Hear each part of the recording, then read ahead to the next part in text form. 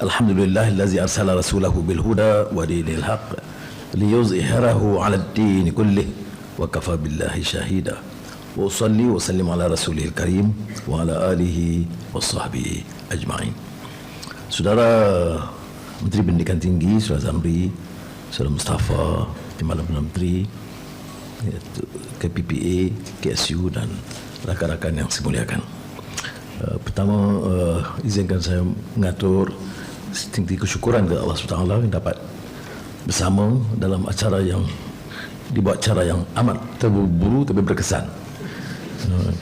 Dan kerana Saudara Zamri berhasrat untuk menentukan ini acara pertama saya di mana-mana kementerian, dia lupa saya luncur padu pada hari 2 hari bulan yang lalu.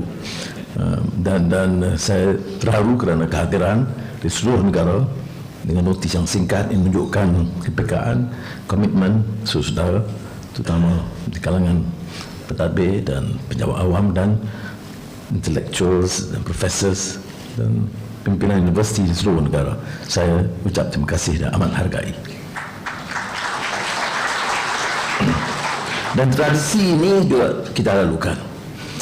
Kita letakkan menteri dan Timbalan Menteri dan KSU, tapi tidak bermakna mereka menguasai semua permasalahan.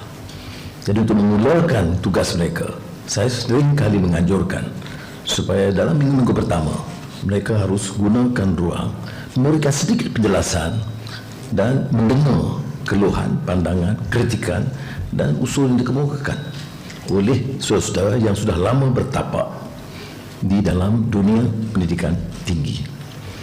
Saudara Khalid Nordin telah memberikan beberapa gagasan, anjuran, di antaranya untuk kepentingan kebajikan mahasiswa, dan saya harap tentunya akan diteruskan oleh Saudara Zamri.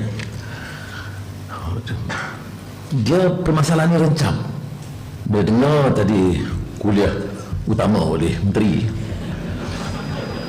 Saya menghimbau juga permasalahannya. Apa permasalahan identiti, permasalahan falsafah pendidikan, keperluan negara, keperluan budaya, kemudian desakan dan tuntutan semasa yang semuanya perlu ditangani dalam dunia pendidikan. Luar biasa. Dan soal itu kalau sudah tanya, di antara pengalaman saya yang saya anggap sangat mengesankan adalah tugas saya mengajar mula di Yayasan anda, kemudian di University Georgetown, Washington DC, dan kemudian menjadi Menteri Pendidikan Malaysia. Satu pengalaman yang sangat bukan saja mengesankan tetapi mendewasakan saya, memberikan kefahaman yang lebih baik dengan begitu banyak wacana dan pendedahan kepada dunia ilmu yang bertukar dengan kadar yang sangat besar. Sebab itu intisarinya seperti yang saya ucapkan tahun lalu kepada rakan-rakan di Kementerian Pendidikan, dia seolah-olah kita mahu menggapai langit, menolok ke alam pemikiran baru, disiplin yang tidak terjangka pada awalnya. Disinggung tadi artificial intelligence. Kita bicara soal energy transition yang tidak sangat relevan 20 tahun yang lalu. Kita bicara soal digital transformation yang bukan menjadi sesuatu hal yang mendesak 20 tahun yang lalu. Kemudian arah tuju dunia perindustrian dengan teknologi tinggi yang tentunya berbeda daripada pelan perindustrian yang lama. Maknanya kita harus menggapai langit. Tetapi dalam kegairahan kita untuk menggapai langit, kita jangan lupa dan tertinggal landasan. Kerana kita sebagai negara dengan budaya, dengan faham keagamaan juga yang rencam, harus juga mengakar ke bumi. Dan bagaimana kita harus kekal mengakar ke bumi, teguh dengan landasan asal kita sebagai negara bangsa, di samping itu nak mencapai dan menggapai langit. Ini tugas saya, hanya menemukan permasalahan. Ini kerja Profesor dan Menteri Pendidikan dan Pendidikan Tinggi dan rakan-rakan untuk menjawabnya. Maknanya cabaran itu sangat kritikal. Kalau kita tangguh dan lakukan perencanaan formula seperti mana yang pernah kami lakukan 2-30 tahun yang lalu, kita akan ketinggalan landasan. Sebab itu di Jumaat Menteri saya agak tegas menekankan, kalau kita buat keputusan transisi peralihan tenaga, maka ia harus dilakukan sekarang. Misalnya minggu depan, keputusannya dalam tempoh 2 bulan. Dia tidak boleh jangkaan biasa 6 bulan 1 tahun. Kalau kita nak wujudkan fakulti Artificial Intelligence, dia tidak boleh umpamanya pergi daripada kajian unit, kemudian jabatan, kemudian fakulti, kemudian Board of Studies, kemudian Kementerian Pendidikan Tinggi 6 bulan, tahun depan mulakan. Kita akan ketinggalan 1 tahun. Dan seluruh pendekatan kita berubah. Dan ini cabaran. Ini disebut tadi menangani permasalahan dalam dunia pasca normal, post normal times, yang dirumuskan hanya tentang chaos, complexity, contradictions, tetapi satu terminologi yang sangat relevan dalam menghadapi atau menangani permasalahan dalam post normal times ialah simultaneity. Semuanya berlaku dalam masa yang sama. Apa memang kita yang menekan kita? Climate, ya. Digital, ya. Termasuk AI. Ya. Tenaga, transisi tenaga, ya. Keperluan penguasaan bahasa, ya. Bahasa kedua, bahasa antarabangsa, ya. Jadi semua cabaran dan permasalahan dan tuntutan itu berlaku dalam masa yang sama, termasuk isu pembenturan idea dan faham yang mesti diselesaikan dalam masa singkat dan segera. Simultaneity yang mendesak kita melaksanakan dengan kadar yang lebih pantas. Kepantasan kita menangani ini akan memungkinkan kita kembali ke tingkat atas dalam persaingan antara negara. Itu kuliah ni faham atau tidak, saya tak tahu. Baik, ini akan memberikan kita suatu pendekatan yang agak realistik. Kalau tidak, wacana kita ini seperti mana pidato menteri biasa, bahawa kita telah capai kejayaan yang membanggakan. Tahap universiti kita sudah tercapai di peringkat yang diiktiraf di dunia, dan mutu pendidikan kita itu nombor 1, mutu kesihatan kita itu nombor 2. Iyakah? Dan apakah boleh kita pertahankan bila kita lihat ketimbang kepesatan perubahan di negara-negara lain? Beberapa dunia di negara Arab, UAE, Arab Saudi yang dianggap lembab puluhan tahun yang lalu, sekarang kepesatan perubahan itu memeranjatkan. Di rantau ASEAN kita agak jauh ke depan tahun 90-an, dalam beberapa bidang sudah ketinggalan atau hampir ketinggalan. Saya tidak maksudkan sekat Singapura atau Taiwan, tetapi tentunya Indonesia, Thailand, Vietnam. Bila ada beberapa perbincangan dengan potensi pelabur besar, baru-baru ini di San Francisco, mereka bicara, ada kekuatan kita. Jangan kita berikan pandangan seolah kita ini sudah begitu lembab dan lesu dan laih, kalau istilah orang Kedah. Tidak semestinya. Tetapi dalam persaingan, kita tak dapat lagi pertahankan kadar kelajuan yang ada. Tidak dapat lagi pertahankan pendekatan pendidikan rendah, menengah, tinggi yang ada. Tidak mungkin lagi menganggap kita ini mampu bersaing kalau kita rasakan yang kita punyai sekarang sudah cukup. Jawapan oleh atau saranan oleh negara bahkan pelabur di Amerika tatkala menemui saya dan Menteri BT, Menteri Luar pada ketika itu ada dari luar di ke dalam sekarang. Mereka mengatakan bahawa di ASEAN ini, Malaysia ini dianggap okey, baik, ada potensi, tetapi kepesatan perubahan baik dalam soal digital ataupun transisi atau peralihan tenaga dan kecepatan kelulusan mengatasi beberapa kerana pentadbiran atau birokrasi itu kita agak ketinggalan ketimbang Vietnam umpamanya. Saya berita itu melesukan saya. Balik saya minta dikaji berapa ratus lawatan ke Vietnam. Apa yang kita belajar? Berapa ratus lawatan ke Indonesia, ke Vietnam, ke Thailand, apa yang kita pelajari? Maka kita harus bukan saja memberi sumbangan, tetapi mempelajari kekuatan perubahan mereka. Apakah ini semua perkara tentang idea baru? Tidak.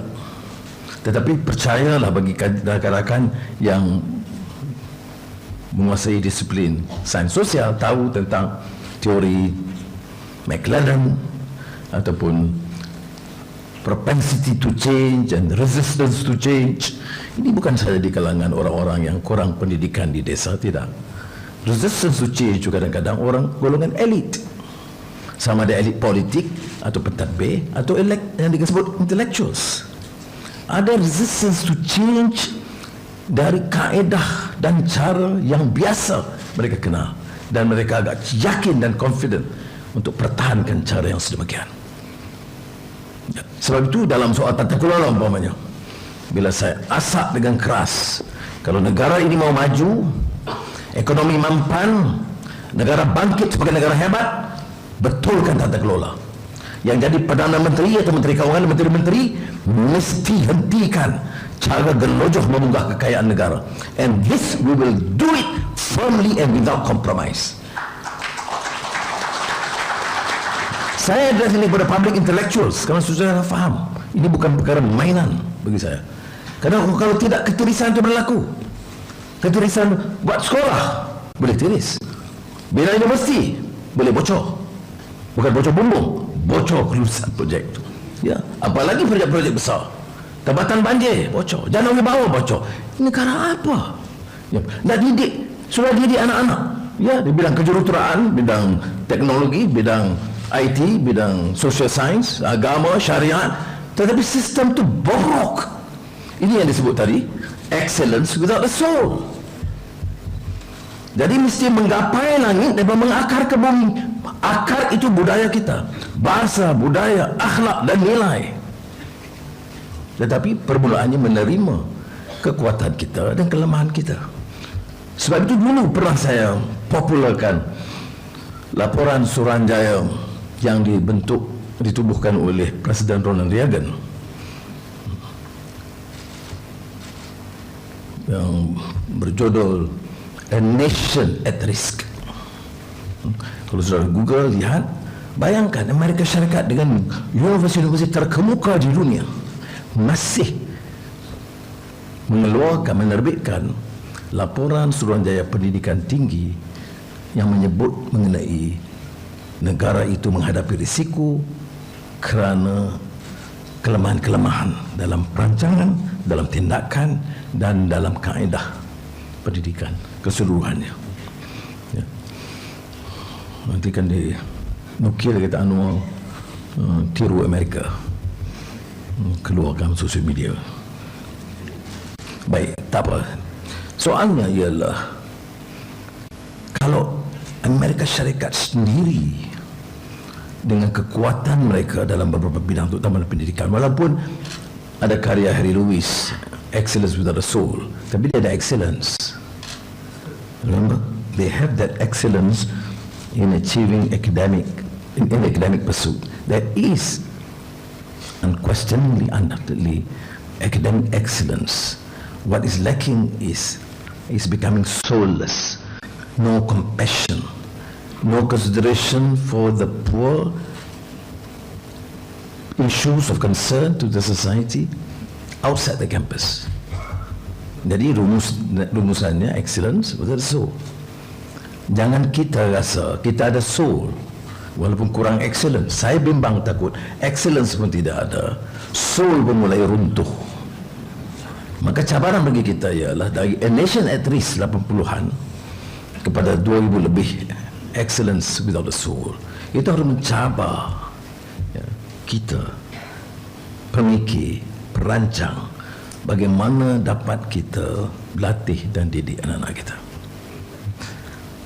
Saya pernah berpengalaman di antara profesi yang saya paling senang ialah sebagai seorang guru. Ya. Biasa anda begitu lama, kebanyakan untuk peringkat tingkatan 6, dan kemudian ya sekadar visiting fellow dekat Oxford Science dan mengajar di Georgetown. Saya boleh banding umpamanya dengan segala kritikan kita tentang kelemahan sistem pendidikan barat. Ada kekuatan luar biasa tentang kesungguhan, disiplin mahasiswa dan graduan muda dalam menelaah, menghadam, menggali maklumat yang kadang-kadang terkesan kurang di kalangan kita. Dan saya tidak fikir kita boleh bersaing dengan dalam dunia pendidikan China, Taiwan, Finland, negara yang dianggap sudah maju dalam bidang-bidang tertentu. Sekiranya tidak dapat kita bentuk disiplin di kalangan anak-anak muda dan mahasiswa untuk apa yang disebut oleh Sayyidina Ali bin Abi Talib lazzatul ma'rifah ataupun love or scholarship, ya, menimba mencintai ilmu. Jadi apa yang saya nak gagaskan selain daripada mengakui bahawa ada keperluan untuk melancarkan suatu tindakan lebih tegas dan berani dengan kepesatan baik di universiti, saya cadang ke Saudara Zamri beri ruang kepada pimpinan universiti, lebih banyak kelonggaran. KPT harus hanya menyelaraskan, mengelakkan apa pertindihan atau permasalahan, tetapi beri lebih banyak ruang bagi universiti, mencabar mereka dalam 2 tahun melihat program yang lebih baik. Kalau tidak, kita ubah pimpinan.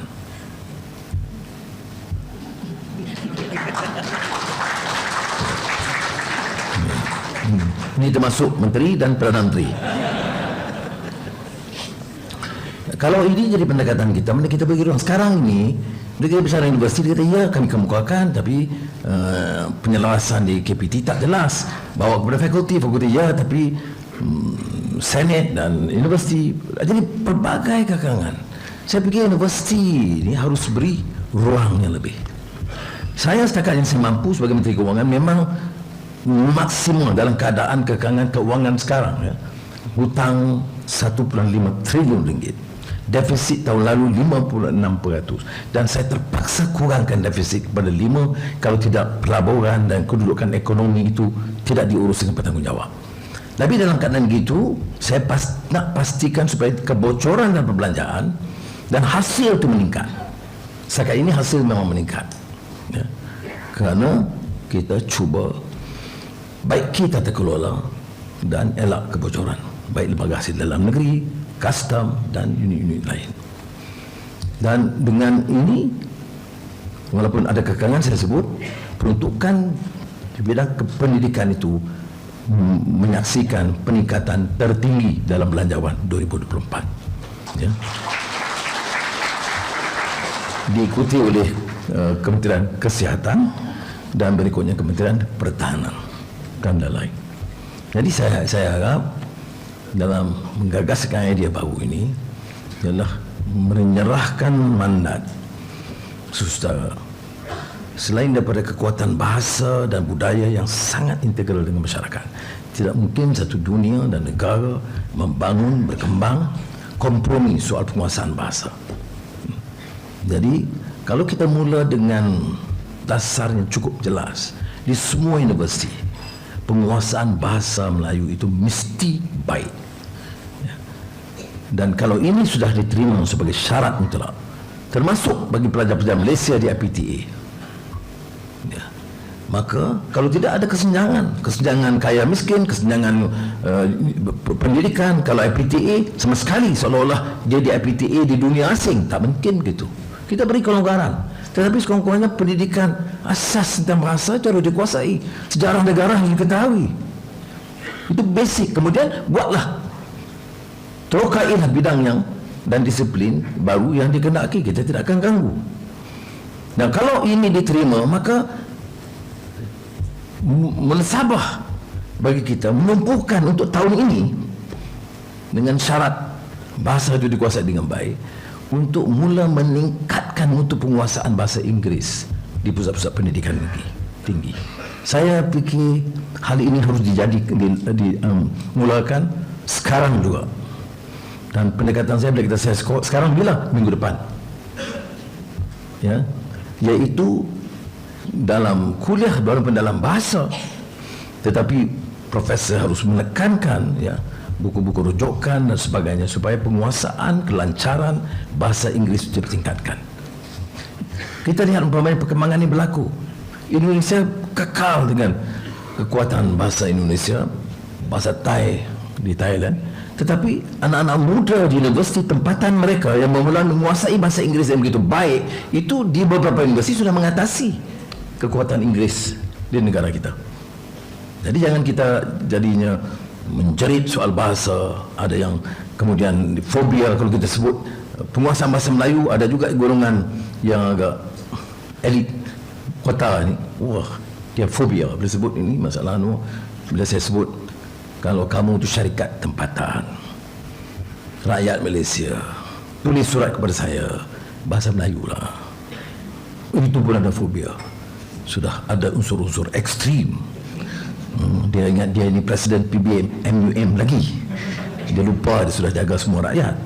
Kemudian ada yang mengatakan, oh ini kerana nak jawab tuntutan golongan Islam dan Melayu pembangkang.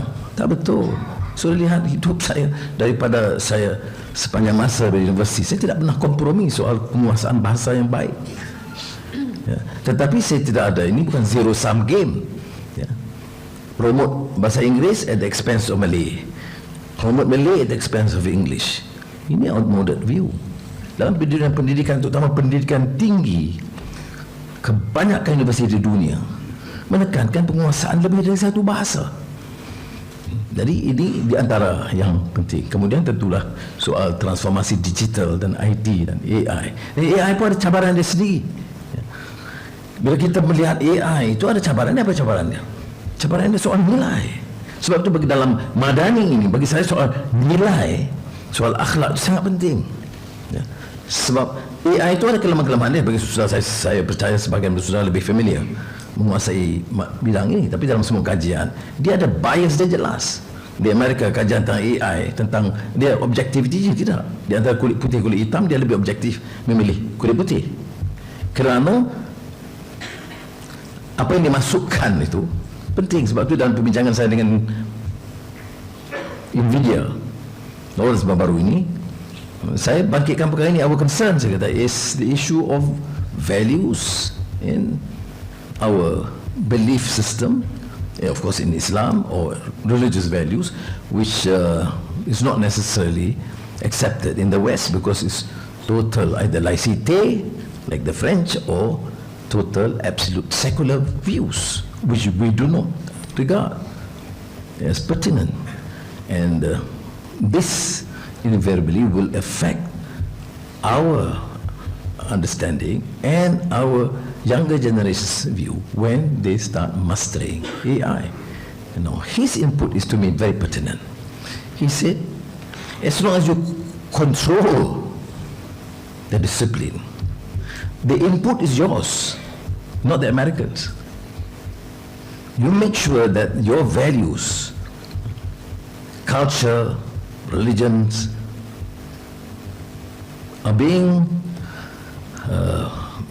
given some preference in the content, and that would invariably influence what AI has to say. It sounds partly Greek to me, tetapi tentunya ia memerlukan kepakaran yang sensitif dengan fahaman masyarakat, budaya masyarakat. Jadi dalam saudara dalam kegairahan umpamanya menerapkan disiplin baru, jangan ketinggalan akar. Saya bimbang itu. Jadi saya harap dalam, kalau saya tidak ulang isu madani, kerana saya harap sebagian saudara ada teliti, Hatam, boleh tegur, boleh kritik. Bila saya lontarkan idea itu pun saya katakan saya terima kalau ada tegur-teguran, terutama di kalangan sarjana dan intellectuals, termasuk kritikan, saya tidak ada masalah. Tapi janganlah kritik semasa bila dah tamat dan tidak disambung jawatan terus menjadi pengkritik. Tak kena lah. Itu tidak objektif lagi. Boleh kritik sekarang. Naib Chancellor pun boleh, Rektor pun boleh kritik dengan yang membina. Tetapi kalau tidak, dia jadi yang disebut oleh Hussein Alatas berbalik semua. Itu bukan kritik, itu kritik bebal. Beda dia. Baik, jadi saya harap kita jadikan wacana ini wacana yang agak lebih terbuka, dan saya tak mahu melebih-lebihkan ya, harapan. Tapi kenyataan yang benar adalah berilah peluang kepada negara ini. Ya, berilah kesempatan. Kita bersama. Ini kesempatan terbaik untuk kita lakukan anjakan daripada kebiasaan lalu. Baik tata kelola, baik perbincangan. Orang bicara soal sekarang digital transformation. Kita duduk bergaduh soal, kalau saya sebutkan lagi sensitif, mana titik bengek ni, tak usahlah. Dan kita pantas kira nak hukum orang saja. Silap sikit sesat, kafir, munafik, liberal. Walaupun kalau tanya dia apa maksud, dia tak faham. Ya, saya tak fikir orang tu faham. Ya. Padahal dalam rukun negara tu dia sebut liberal, konteksnya lain daripada liberalism dari segi ideologi. Tapi oleh kerana dengar hanya tazkirah 10 minit dan jadi pakar, jadi masalah. Tapi saya ingat tak apa. Pokoknya bagi saudara di kalangan pemikir bangsa harus melihat keutamaannya. Keutamaannya adalah mengangkat martabat bangsa dan negara. Keutamaannya adalah menggunakan ruang perbaiki kelemahan-kelemahan kita. Keutamaannya mendidik anak-anak kita supaya dalam 5 tahun, 10 tahun mereka bersaing yakin dengan negara maju di dunia ini. Ini yang harus diberikan tumpuan, dan yang lain-lain soal titik bengek itu boleh diketepikan. Tidak mudah, tapi saya yakin insya-Allah kerana kekuatan kerja perpaduan Madani sekarang ini, walaupun dia rencam ya, coalition dari pelbagai parti dan sejarah kefahaman, Saudara Zamri ada di sini. Saya belum hadapi satu pun masalah besar tatkala merangka keutamaan-keutamaan penting, baik madani dari dasar atau ekonomi atau pelaburan atau digital atau tenaga. Ya. Belum hadapi apa masalah. Kerana pemusatan kita sekarang ini ialah ke arah perbaiki sistem tata kelola dan mengangkat martabat negara ini. Saya yakin beri masa 2 tahun, 3 tahun, kalau ada proses dengan kepesatan dan komitmen yang ada di kalangan penjawat awam, di kalangan sarjana dan tentunya pimpinan politik, saya yakin insya-Allah Malaysia akan berubah wajah sebagai negara yang maju dan lebih bergaya, insya-Allah. Assalamualaikum warahmatullahi wabarakatuh.